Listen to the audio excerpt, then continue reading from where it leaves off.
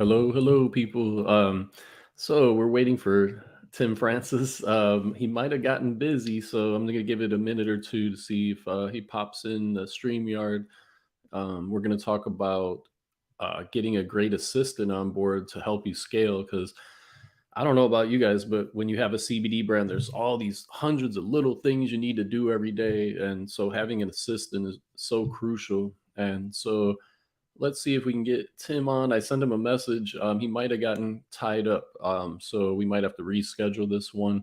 But yeah, having an assistant is crucial. Like I have amazing assistant right now, and it really helps take the load off of me on my day-to-day activities, so I can focus on the things I do best. Like if I'm doing paperwork all day, it's going to be a disaster. So I'm much better at getting on Zoom calls and talking to people and just selling services and things like that. So having my assistant helps me free up time.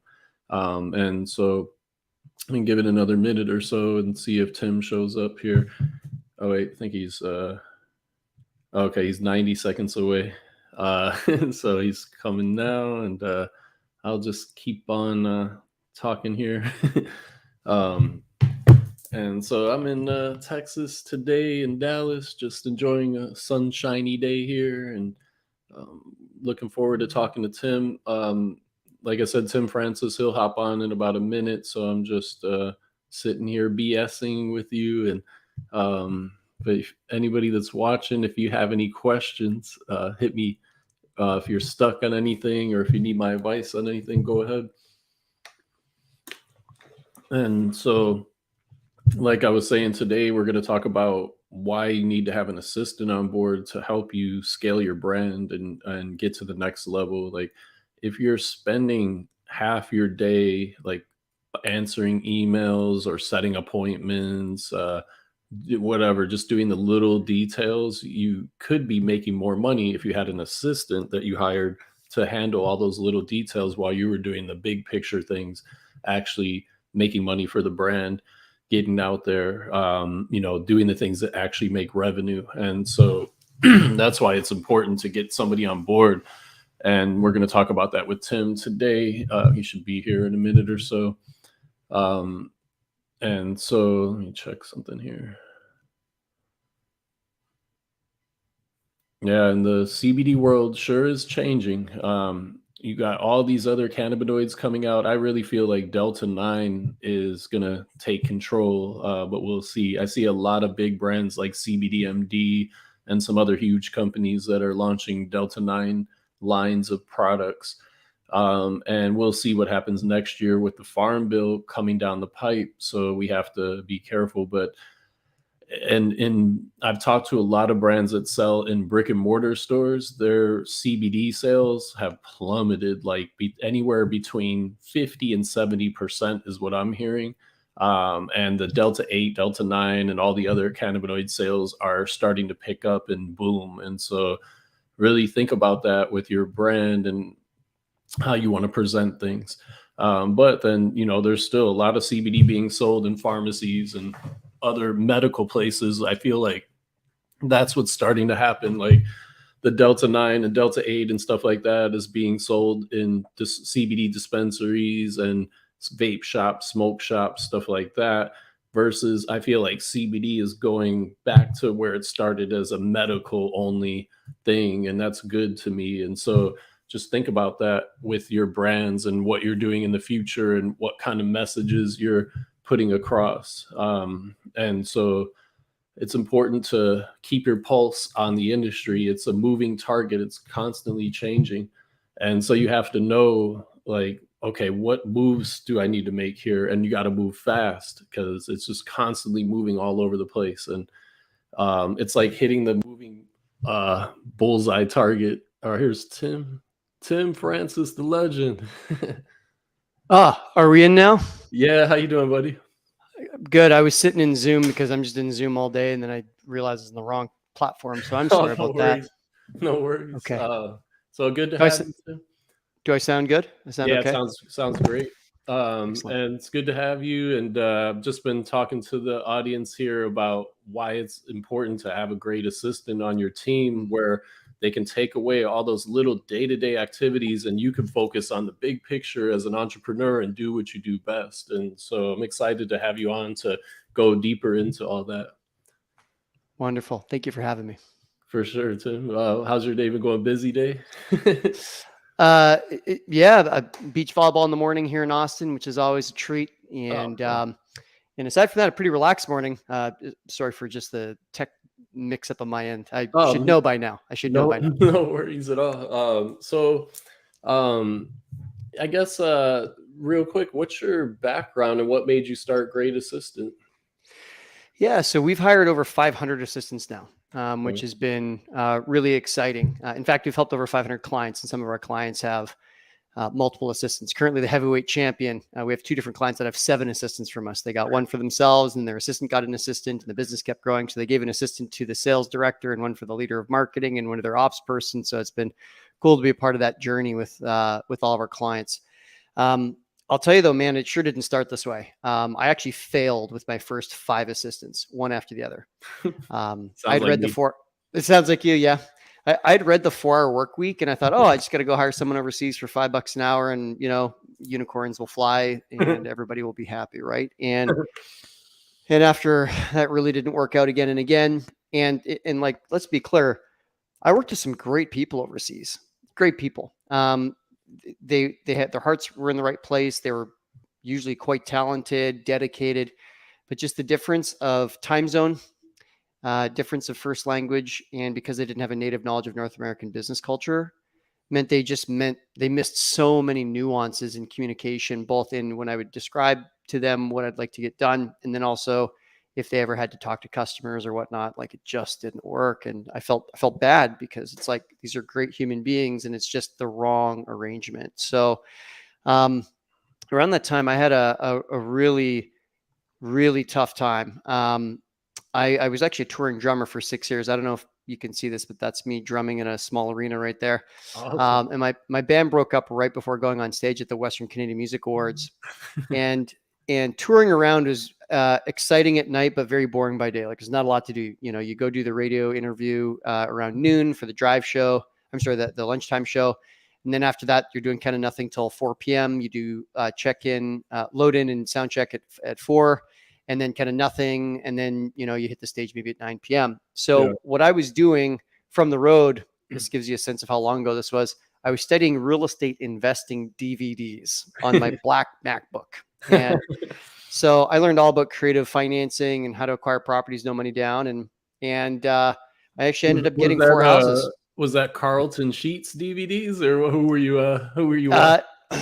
Probably one generation after Carlton, like his descendants. So, and I think Carlton's a Canadian. I think he's from the Toronto area. I think he might be.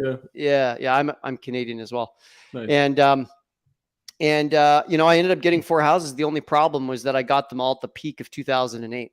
Oh man! Like, literally, the first house I got was statistically the worst week of the worst month of the worst year, and I got the other 3 houses right after that, and it was all just. So I lost $200,000, and around that time, I also had a mentor, and it turns out he was one of the leaders of a $12 million Ponzi scheme. So his business partner was convicted in court, given a $225,000 fine, barred from holding securities for 25 years, fled the country. And to top it all off, 20 minutes before going on stage at the Western Canadian Music Awards, my band broke up. So it was just like 1, 2, 3 strikes are out. And on December 26th of 2010, I developed an illness called erythema nodosum. And it's an illness that it's like a swelling of your ankles, then your legs, and it kind of goes through your body, it even went into my elbows. Wow. And it was so painful to stand that I basically couldn't walk for 3 months. So I'd moved back in with my parents for full-time care, and I had to choose between, am I going to sit on a stool in the shower to kind of bathe myself, or do I need my mom to give me a sponge bath? So we're talking from thinking I've got it made in the shade, rock star in real estate. Yep, exactly. Like, literally, like I have been the drummer in a band where people are crowd surfing, in the crowd, like cool moments, feeling like I'm on top of the world. I even won one of my city's top 20 under 30. So I just thought I was crushing life, to $200,000 in debt because of the losses in real estate. No way to make money because I couldn't walk. Band is gone. Business is gone. And like, I've never felt so castrated as a man, upside down 200K, stone ass broken, no way to make money. So, Man, there back was, against the wall for sure. oh, very much. Yeah. Back against the bed, staring at the wall was what it was. So yeah, it was a wild time. And then it was in February of 2011. I can't believe it's already over a decade ago, but February of 2011, I'm laying in bed for the 60th straight day or something. And I felt a tingling in my body, and I felt a warmth, and I heard a voice, and the voice said, "Tim, entrepreneurship, is this really what you want?" The world stopped moving for me that moment. I don't know if a second went by or a minute or an hour, but time stood still.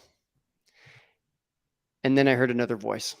It was quiet, it was small, it was distant, and it said yes.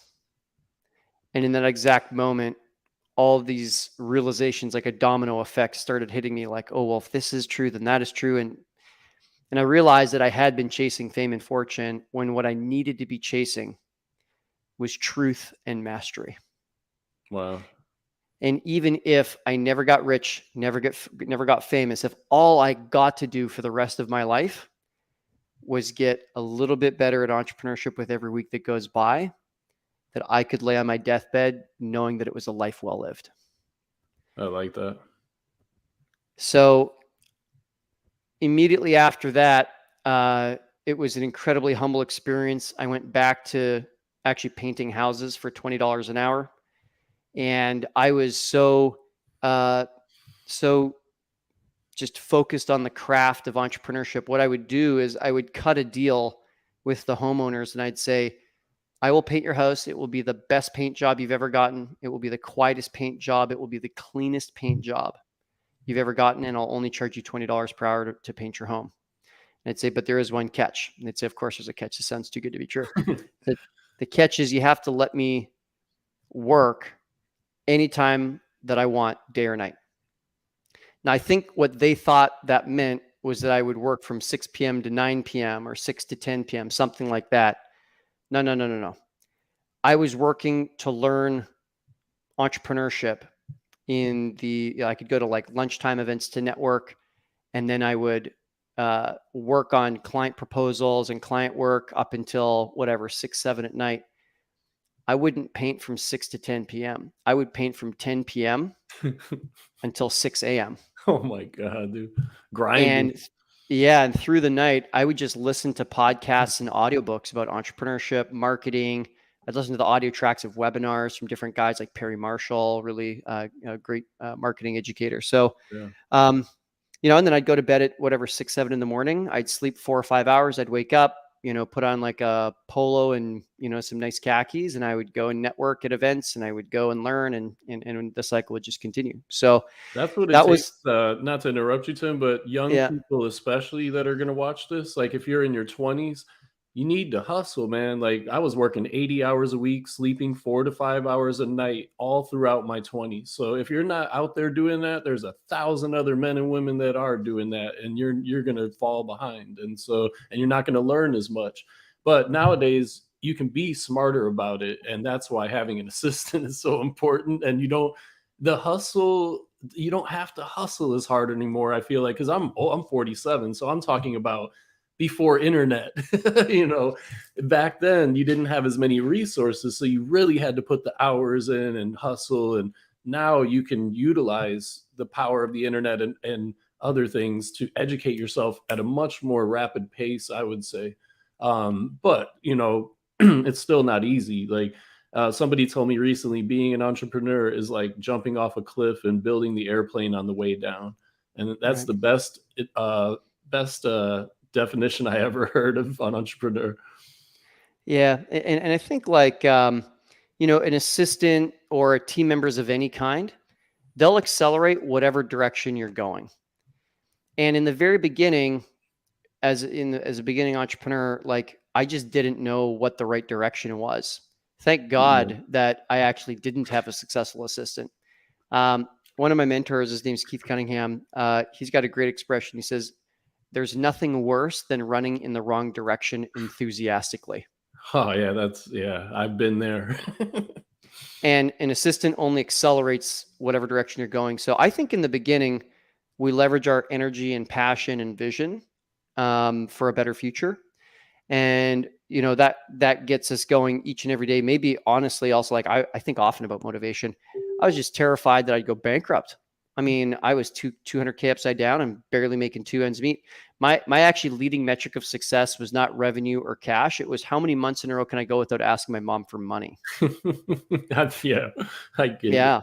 Yeah. And it's all about failing forward, making mistakes, and not being afraid to make the mistakes as an entrepreneur. Those are the most successful entrepreneurs I know. They make mistakes all the time and they just brush it off and they keep going. And like one of my partners, he's worth a lot of money, like, a lot, multiple millions. And one day we were getting raided by the police at our dispensary that we were running together. And we're in the back office watching them raid the front door on the cameras. And he looks over at me, goes, "Isn't this fun?" And I go, "Dude, you're crazy, man." So that's the kind of attitude you got to have in as an entrepreneur. No matter what challenge comes your way, you just got to keep going and brush it off and move forward. Yeah, and I think people have asked you, Tim, how can I shortcut having to put in 10,000 hours? Well, the answer is work 10 hours a day and it'll only take 1,000 days. In 3 years, you've achieved mastery, right? So I think that's one thing. Yeah. And the other is, I think it's important to brush things off and to match that with, fulfilling our agreements. So I'd raised a lot of money and lost a lot of money. And it took me 7 years, but I honored every single dollar that I owed. Wow. I paid everything off to everyone. And let me tell you, it was very satisfying when I did that. Now, that being said, I do know of some entrepreneurs that they declare bankruptcy and it actually was the smart solution at the time. But they also had investors who really were more higher end investors that fully understood that they were going to be, possibly losing some money. Yeah. A lot of my investors were like friends and family and whatnot. And like, man, life would have been awkward if I didn't pressure. That. Yeah. Yeah. So that shows the kind of man you are. And like, that's like why I have you on here, because I trust you and I believe in what you do. A great assistant, man, and the service that you provide. And anybody that's watching this or that's going to watch the recording, Tim is amazing. And I trust him 100% that he will get you the best assistant. And I think you had some slides, right, that we were going to share. Yeah. I mean, yeah, we can go a wide range of different ways. I had a few different things prepared. I'll go whichever way you want to go. Where would you like to begin? Whatever is, slides sound cool if you got those available. And then let me see here. If you just hit on the bottom share at the bottom middle, you'll see the share button. Sure. Yep. You bet. Okay.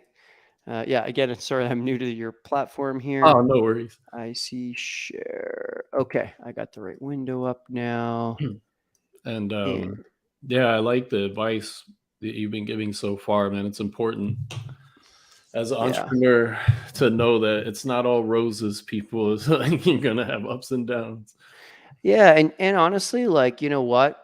At the end of the day, I just wanted to know that, whenever that day comes that I meet my maker, that I can look my maker in the eye and just say, I didn't waste the talent and the gifts and the circumstances that you gave me.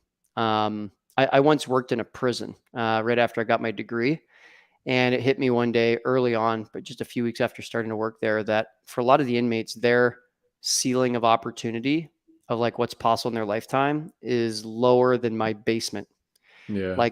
For a lot of them, they were born addicted to drugs, through the umbilical cord. They had fetal alcohol syndrome. And so cognitively, literally their brains just did not operate at the same level as mine. So I just, I'm standing on the shoulders of giants and I don't want to take that for granted. So I love that. Gratitude is so important. That's how you achieve your goals, people. When you wake up with gratitude and a great attitude every day, that's how you move forward. And it's just so important to have that. And habits, healthy habits, Atomic Habits is a great book. If you're watching, grab that book, people. It's life-changing. It's one of the best books I've read in the past 5 years. And James is such a great example of the author. James, he just wrote on his blog every single day. What was it, like 4 years or something like that? And, didn't really see that much traction, but he was consistent. And I Yeah. think that is one of the most important, despite being unsexy words in all of entrepreneurship, is consistency, is showing up day in, day out, day in, day out, day in, day out. Yeah. One of my, someone I learned from, his name is Dr. Glenn Livingston. I didn't work that closely with him, but he said, entrepreneurship is the name of the game is staying in the game long enough until you win the game. Yeah. And it's typically a battle of attrition. We're not going to win right off the get go. So what do we got to do to just stay with the process? Dude, we Really really important. think alike, man. Like I feel like entrepreneurism is like war. Like, and you have to get Mm, up every day and at zero and fight every day and be mm, smart though. Like the book, the War of Art. Like he talks about how being you have to be comfortable being uncomfortable and just doing the mm, boring shit in and day out. Like I'm on mm, Zoom calls all day closing deals, but I like it. I don't mind. Like I'd rather be in person, but Zoom calls yeah. are fine, and so you got to find what you love to do or what you're good at and really double down on that. And that's another reason why having assistants and teammates is so important. Like Mm. if you hate paperwork and organization and you're doing paperwork and organization all day, you're going to be miserable.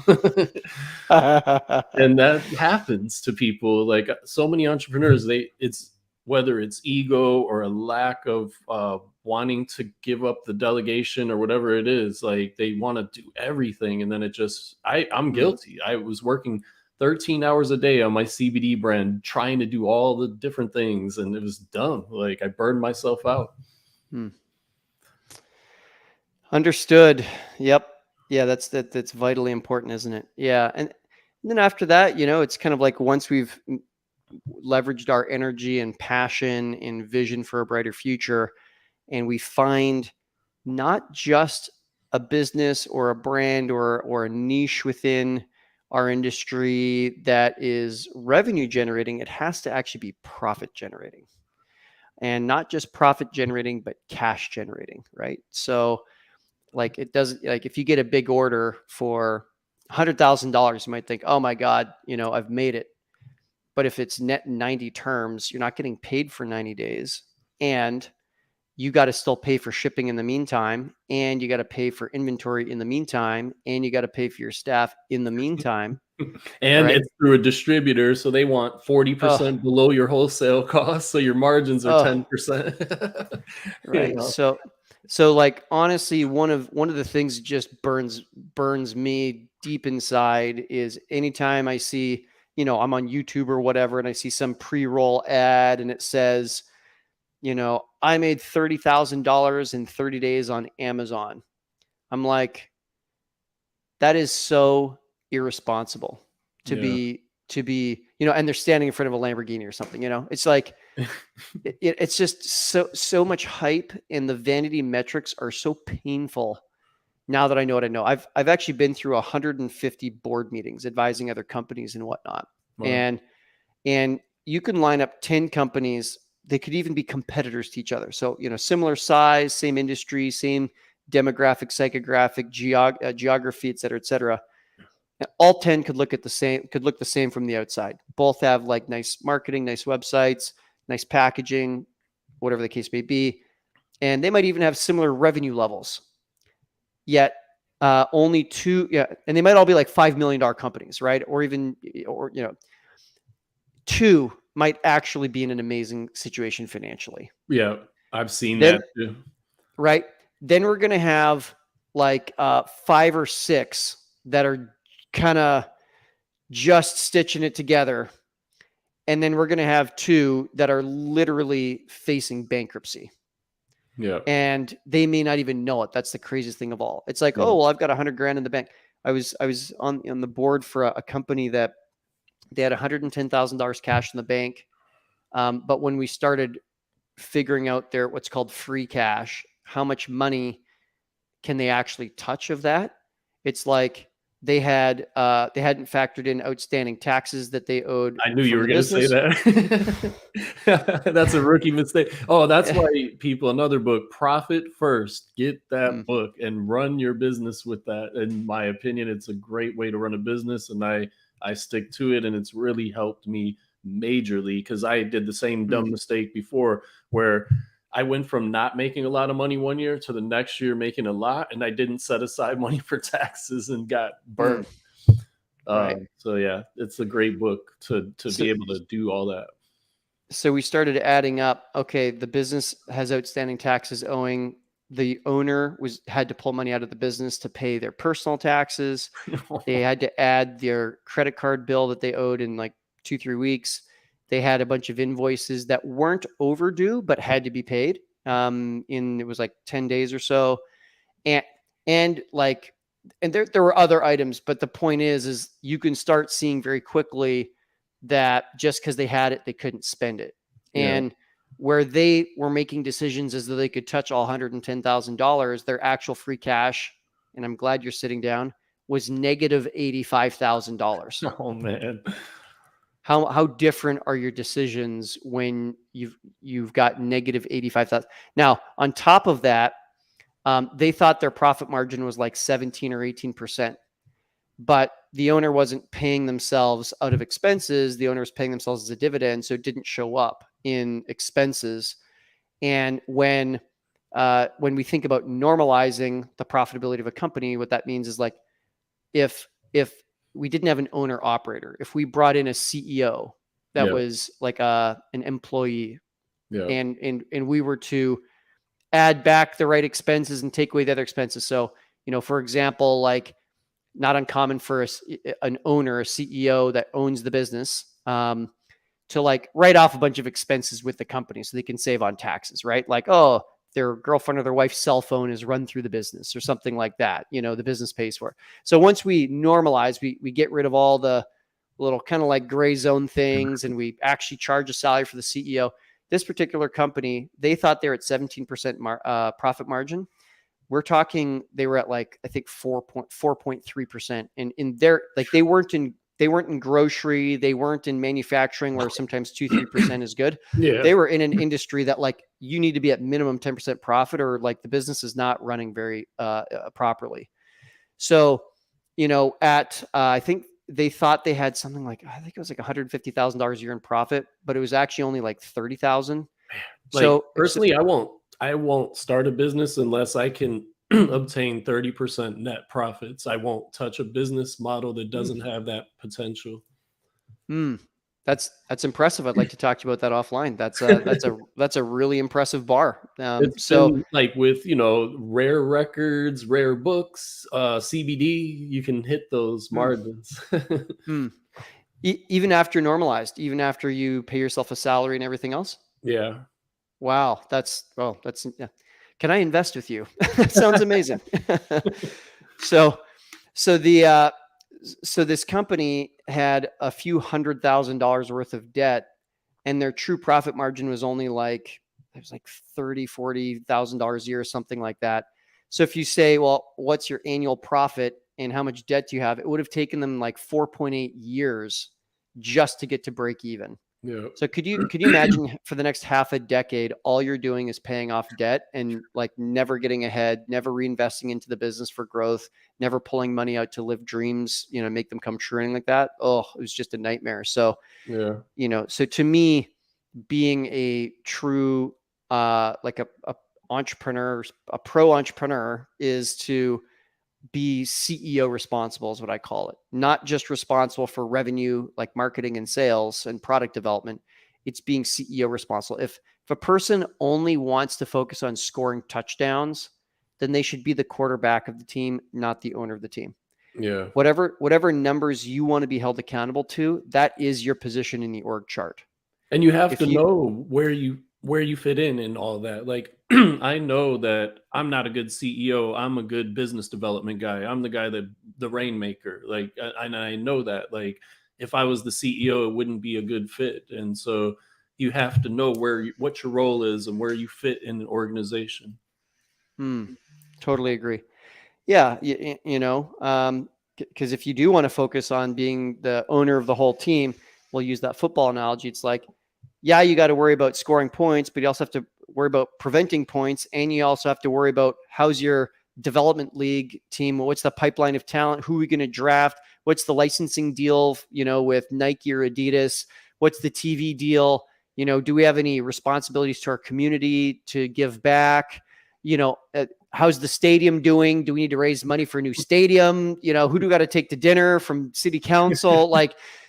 That's a lot more to worry about than just scoring touchdowns. And I think a lot of entrepreneurs just think about, how do I make the next sale? And it's like, look, that's maybe okay from $0 to $100,000 in revenue. Yeah. But very quickly after that, you got to be thinking about getting into, okay, not just what do we make, but what do we keep?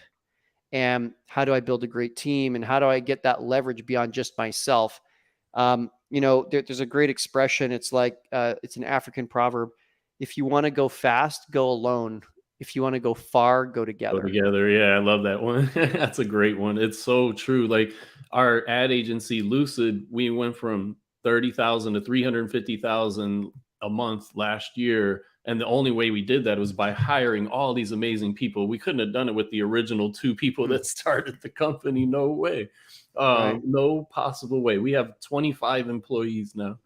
And Wow. and so it's just like, yeah, you cannot do it all yourself, people. And even my partner, Aaron, he's the amazing CEO, and he knew that he's not as good at the operational stuff. So we brought in his best friend for operations, and he's killing it because he's an operations guy. And so it's like, you got to know who to bring in and who to trust, and you got to make mistakes too.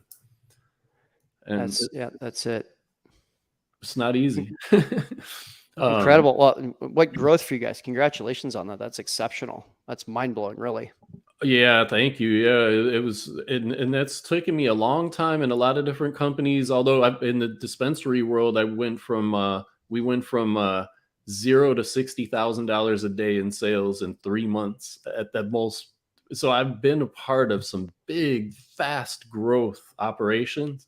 But it's rare though. I've started a lot of companies that didn't do that too. So that's why you got to keep trying, people. And you have to, the main thing that's going to be a key to your success that I've noticed is, why are you doing this? So on those days when you're laying in your bed and your feet and ankles are swollen and you're in pain, it's like, why do you keep going forward? And I get confused. I get lost sometimes. And I got to just sit back, and you got to just, why am I doing this? And I just think about my parents and my sister personally, because that's why I'm in cannabis. I lost my parents to cancer, and my sister died from OxyContin at a young age. And so I'll never stop being around the cannabis industry, because I believe in it so much as an alternative to pills, and as a healing sacrament that can cure cancer. And so I will always be in this industry one way or another because of that why reason, and I know I've seen it help people. So why would I stop now when I know it works to help heal people?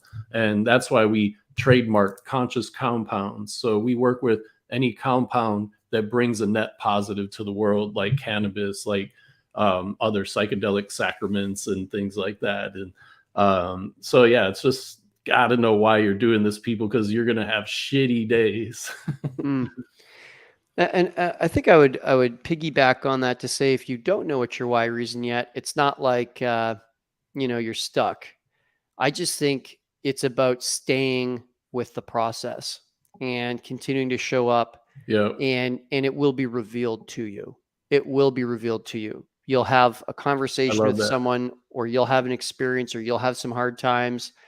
And out of that, there'll be something that clicks for you.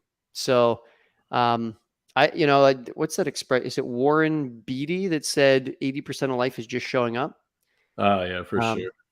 So, and like the number of times I would show up, whether it's a networking event or flying to a mastermind or showing up to a training. And there's oftentimes like one moment, maybe even for anybody, if you're listening or watching this, there's a reason you started listening and watching, and maybe you didn't exactly know why, but there's something that Matt or I have said or will say that will be the reason you showed up today.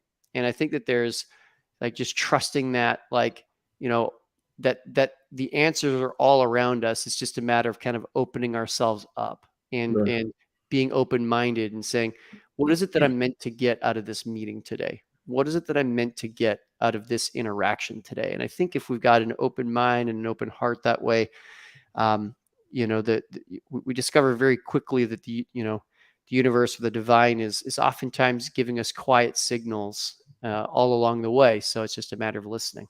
I love that. Yeah, and like anytime I watch something like this or I read a book, if I can find one idea that Yeah. turns a light bulb on in my head that inspires me, I'm so happy. Like just one little nugget, that can help me think differently, or an idea that pops in my head or something like that. And so hopefully people watching will have that today for them. And so yeah, and like right now, as far as your entrepreneurial journey, what are some of the main goals you're working on? Yeah. So right now, I've got this company, Great Assistant, and prior to owning Great Assistant, I've for many years I've owned a company called Profit Factory, which was very simple model. It's just me and my executive assistant, and I took all the lessons that I learned the hard way through losing all the money and paying it back and drinking the Kool-Aid of get rich quick and easy to learning that there's actually this is a great visual. One day when I was laying in bed when I was sick, I realized I could grow the prettiest, most impressive oak tree above the soil. Big, thick trunk, big, beautiful leaves. People can see it from 100 miles away. Wow, that is like an iconic tree. But if it didn't have the time to develop the proper root system below the ground, Yeah. at the first gust of wind, the whole thing would have fallen over. So I kept wanting to cheat the process of mastery, when in fact, I think it's now just the opposite. It's all I want to do is focus on the roots, what no one can see. And Wow. I want to get the right fertilizer and the right soil and the right water and the right everything. And the rest will just take care of itself. I think of, whatever it is we're seeking, money, recognition, notoriety, contributions, etc. Think of it like a kitty cat. If you chase a kitty cat, it will hide under the bed and it'll be in the back corner, staring back at you. Its wee beady eyes mocking you, and you can't reach it. It's just out of reach. And you could exhaust yourself trying to get to this damn cat that's hiding under the damn bed. Well, here's the thing. If you just said, okay, that's fine. You be you, cat, and you go and you sit at your laptop and you just start, focusing on producing, learning, growing, adding value, whether it's internally to your teammates, externally to your customers, or to your fellow entrepreneur. Like before you know it, that damn cat has jumped up on your keyboard, mashing the keys, waving its tail in your face, and you can't get the thing out of your face, right? And so I think one of the best books I've ever read is called So Good They Can't Ignore You by Cal Newport. And it's Oh, really just yeah. about, you've read it? No, but I know that book, and now I'm gonna read it. I think for everyone who is on a mission to be like a millionaire by 30, or or even if a person's later to entrepreneurship, they're entering in their 40s and they're just like, I got a millionaire in 90 days or a year or something like that. It's like, okay, if you want to read books like The 4 Hour Work Week that really make it seem like there's all these brain hacks to cut your way through everything and anything, that's fine. Good to be open to those possibilities. At the same time, the very next book you got to read is So Good They Can't Ignore You, so you can get that anchoring. It's kind of like a book like 4 Hour Work Week is like the wings, and So Good They Can't Ignore You is the roots. And what's so funny is like I kept trying to get onto entrepreneur.com or Inc. magazine's website, so desperate for that recognition as a consultant. This is before I started my assistant company. And I just kept getting turned down and just like, oh no, we're looking for someone with more experience and on and on. I was so pissed. I'm like, you don't know who I am. It's kind of my attitude. Right. And which was hilarious because who am I? Right. But apparently I had a very high estimation of myself. And, this whole episode happens and then I just get focused on the process, and lo and behold, I was asked to speak at an event in Dallas. And so I just showed up. they asked me to speak on the topic of managing millennials, which is something that I don't normally speak about. In fact, I'd never talked about that before, but the organizers knew that I am a millennial. I'm actually what's considered an elder millennial. I'm like from one of the first 2 years of being a millennial, which is hilarious. And so I gave the speech. There's about 250 business owners in the room, and 30 people came to shake my hand afterwards. Like, I had spent, I think it was 16 hours the day before practicing. Wow. I wanted to be absolutely in excellence for that presentation the next day. If you looked at my Facebook, you can actually scroll back and you can actually see there's a picture of a laptop in a dark room. And it was like, I just spent 14 or 16 hours today preparing for tomorrow's presentation. And I'm going to bring the heat. Forbes, Inc., Wall Street Journal, you better all be there because I'm going to crush it. Like, that's what I wrote. Little did I know, I gave the speech. 30 or so entrepreneurs at the end came to shake my hand, to thank me. Second last person extends their right hand to shake my hand. Left hand has a business card that says Lauren Feldman, entrepreneurship editor, Forbes. I was like, you cannot be serious. Manifested that one. Oh, dude, it was it's all that hard work paying off, and like our audience is CBD brands, and that what you just said about building that foundation.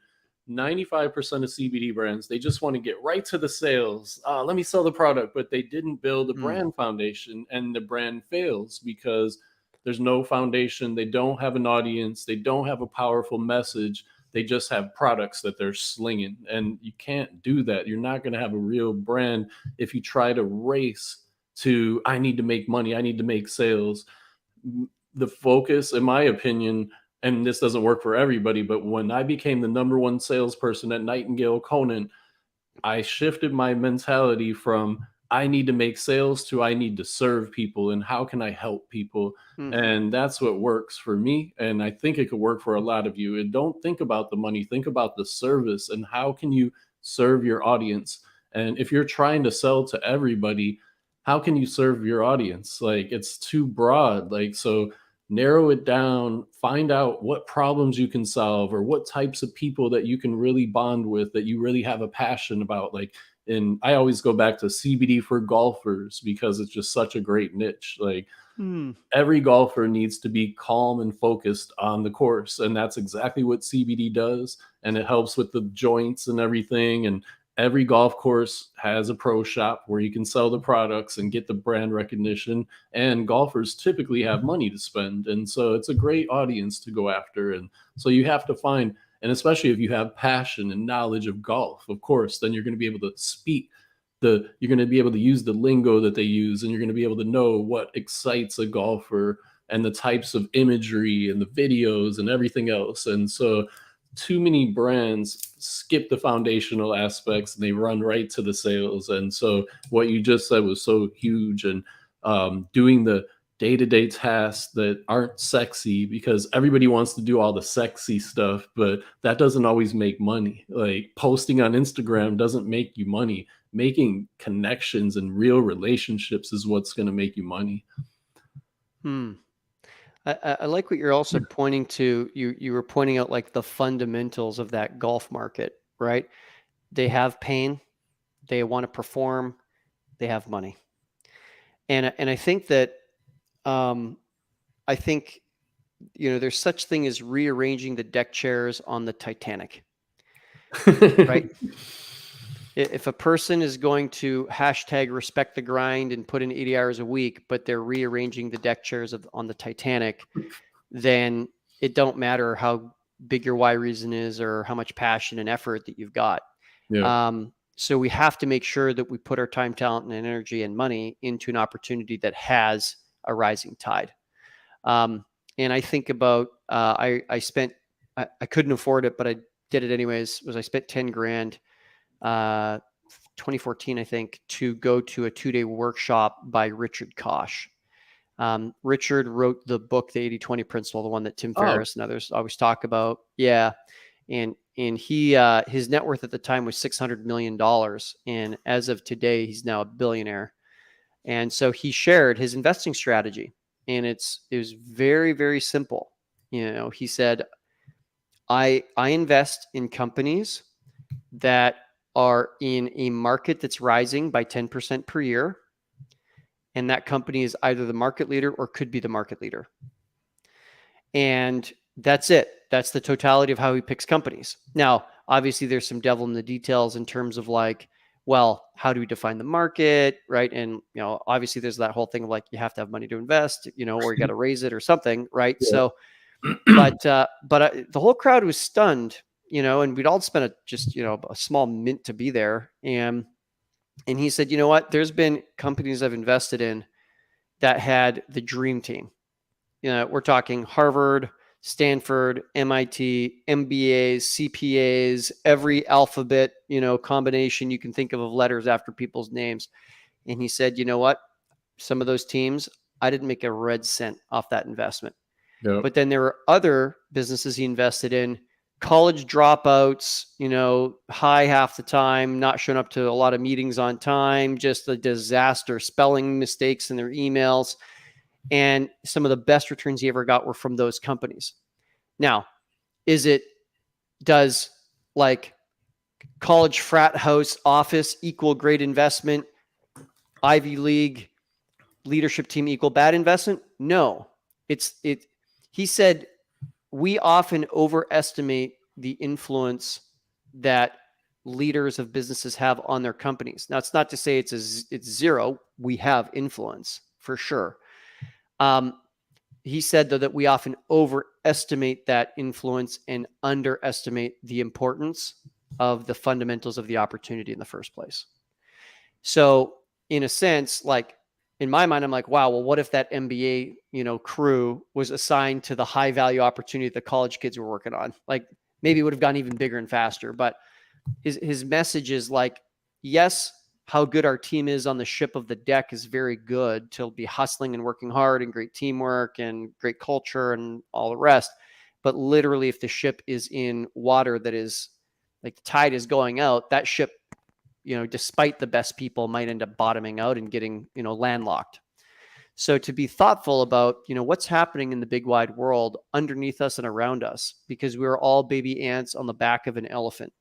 Even if we want to take 2 human strides to the right or 2 little ant strides to the right, if the elephant wants to take 2 elephant strides to the left, we're going to the left. And I think the coronavirus pandemic highlighted and reminded all of us just how big that was. There were Michelin starred restaurants that had been in business for 10 years, red hot restaurants that took months to get into, that went bankrupt just because of forces outside of themselves. And so on top of that, the CBD and cannabis industry is a completely moving target. It's constantly changing more than other businesses. Like I've seen Fortune 500 execs from Red Bull and Apple and Nike come into the cannabis world, and they're like, holy shit, this goes super fast and it's constantly changing. And these guys are top Fortune 500 execs, and they're in over their heads, man. And so many cannabis companies are losing. The biggest cannabis companies are losing millions of dollars. It's terrible. And they have all these Ivy League business MBAs. There's a big culture clash where you have old school cannabis guys like me that have been doing it forever coming into the boardroom with the suits. And I'm kind of a little bit of a suit, so I can get by on it. But a lot of the old school cannabis guys, they hate the suits, and the suits hate the old school cannabis guys and ladies. And there's just this weird culture clash that happens in the boardrooms of cannabis companies. And, the old school guys are like, who are these suits telling us what to do? We've been doing this forever. We know what we're doing.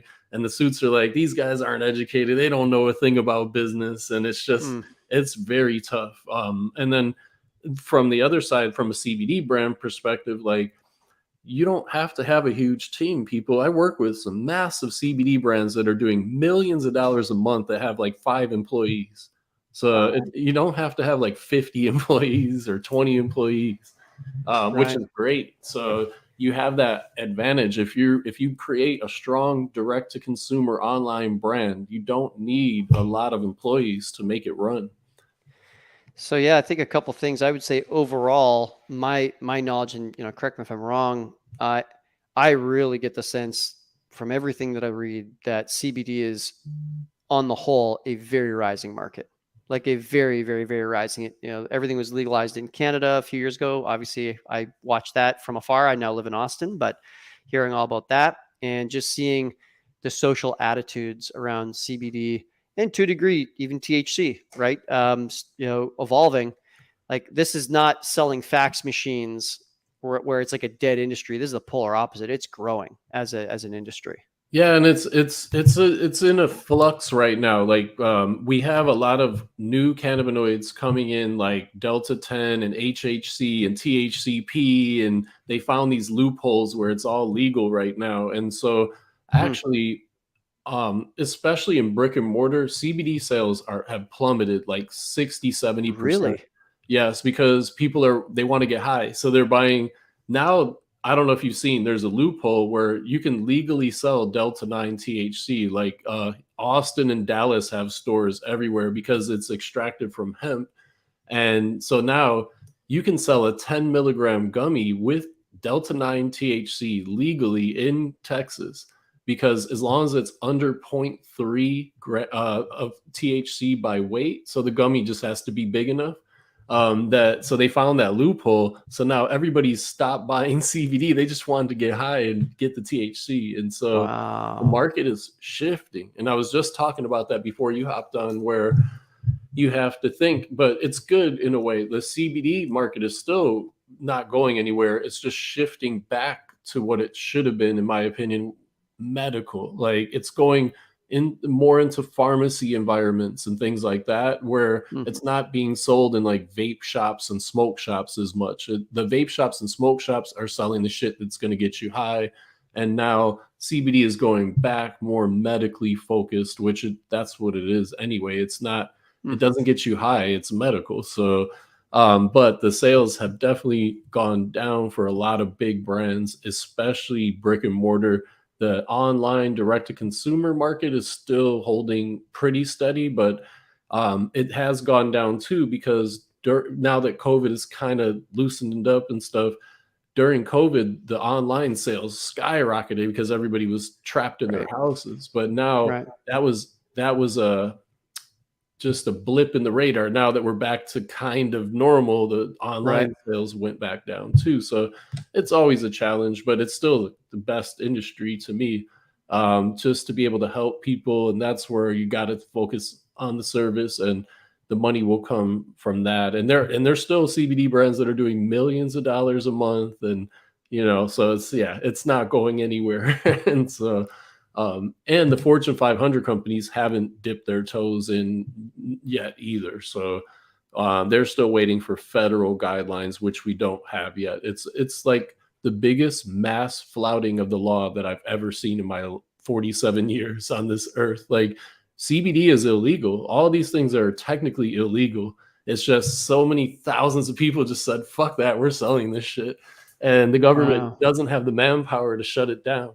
And so as long as you're not saying, hey, this cures cancer and stuff like that, and you're making health claims, then you'll be fine. Like, and so, but technically it is not legal federally, or state, or some of the states have legalized it. So it's a very complicated patchwork of laws and things to navigate through. And so that's why we get to consult all these brands, because there's so many intricacies to it that you have to know about. Otherwise, you could get a nasty letter from the FDA, or just not get any sales, no traffic, things like that. Right. To touch on something you said before, it's like you see brands that have millions of dollars a month in revenue, and yet it's like a small team. And I think that really comes down to a few things. And this is something I learned the hard way by failing 5 times with my first 5 assistants, was we have to hire the right kind of person in the right way. And that's half the story. The other half of the story is I myself as a leader have to be a great leader, or at least good enough. And so it's like, I think we as entrepreneurs have this fantasy of like, oh, I'm going to get an assistant, and the next day I level up, don't have to handle my email anymore. I'll be on the beach just chilling. Or I'm working hard, but on the things I want to work on, And the fact of the matter is we're actually worse off after we get an assistant, because you have to onboard them, you have to train them, you have to make sure that they get familiarized with SOP, workflows and everything. people. Yeah, exactly. All of it. Right. So I think having the right expectations is really important. And when clients ask me, like, Tim, what's the dream time frame of when I should start the process of getting assistant? I actually say 90 days. 90 days before the moment that you want your assistant to be effective in your company. That makes sense. Because it takes us 2 weeks to kind of get a search going. There's also actually a few assignments we need the entrepreneur to do. And that is essential for how we write the job posting and then we show the entrepreneurs how they'll actually use leadership tools to lead their assistant. So that's the first 2 weeks. Then from there, the next 4 weeks on our end is actually fielding applications that come in. We have a whole 23-step process that we take people through. Our goal is a one-shot kill. That our goal is not to bring you 5 assistants and have you waste time on 4 of them. We want to bring you the best assistant that meets your criteria. Ideally, you're hiring the very first person that we bring you. That's huge, man. I've had so many disasters. So to be able to have somebody like you that knows how to vet these people and find the best candidate, I would pay all day long for that. Yep. And then while that 4-week window is happening, we're helping you as the entrepreneur to prepare yourself, the work, and the business for the arrival of your assistant. So for example, we're helping you create an interview guide. We're helping you create an onboarding process. And some of it is not rocket science, but it's just has to be done. Like, we got to set up an email account for our assistant. We have to set up a Slack account if you're using Slack for direct messaging. We got to set them up with LastPass or whatever your password aggregator you might be using, right? So there's like a lot of work that has to happen, like the right time to like buy the diapers, build the crib, and paint the nursery is not after the baby arrives. Oh my God. That's a nightmare time to try and to try and prepare for a baby's after they've arrived. So there's a whole bucket of work to be completed, and we guide our clients step by step by step by step, so they're 100% ready for the arrival of that assistant, which is extra important right now because the unemployment rate is under 3.5%. So it's, despite the fact it's like, recession happening or looming recession or whatnot, it is still tight out there in terms of jobs. And so, like, it's important we as entrepreneurs make a great first impression, because talent has so many options right now. Yeah. If you go on Indeed.com, type in the word assistant, there's over 6,500 jobs available that are assistant jobs available. It's unbelievable. If you go on Upwork, it's another 2,500, Monster, Glassdoor, et cetera, et cetera. There's a ton of opportunity. So it's an assistance market. And so for you to be able to do a great job finding an assistant quickly, effectively, and making an amazing first impression, it's so true that first impressions last longest, and we show our clients exactly how to do that. That's awesome, Tim. And what's the best way for people that are watching to get in touch with you to learn more about it? Yeah, our website is greatassistant.com. There's a video right there. Yep. I thought about calling it Mediocre Assistant, but for some reason it just didn't have quite the right ring to it. So I went with greatassistant.com instead. And if you like what you see in that video, or if you know that you just want to jump into a discovery call with me, there's a button there that says book a call. A couple of simple questions for you to answer and get straight into my calendar. Nice, dude. I really appreciate you sharing your wisdom as an entrepreneur today. It means a lot to hear that wisdom from all the hours and mistakes and triumphs that you've had. And so I appreciate you sharing your story with us today. And it's really inspiring. And I'm going to get that book, So Good They Can't Ignore You. So thanks, buddy. Yep. And it's a good one on Audible too. If someone prefers audiobooks, it's a great way to go. Oh, maybe I'll do that because I got a new Audible credit. So actually I'll do that then. I love it.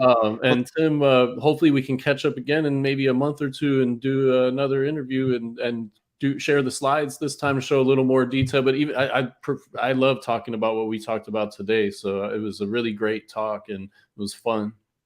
That's awesome. Well, thank you. And to everybody out there, I'm cheering you on. Thank you for giving Matt and myself a few minutes here to be a part of your success journey. You've got a big, glowing, beating, beautiful heart out and wanting to make a difference in those that you touch. And so to know that we've been a part of your success journey for even just a few minutes here today means the world to me. So thank you for having me, Matt, and thank you everybody for listening. Thanks, man. Somebody commented, thanks. Awesome info. So thanks for that. And we'll see you again next time, people. And have a great day, Tim.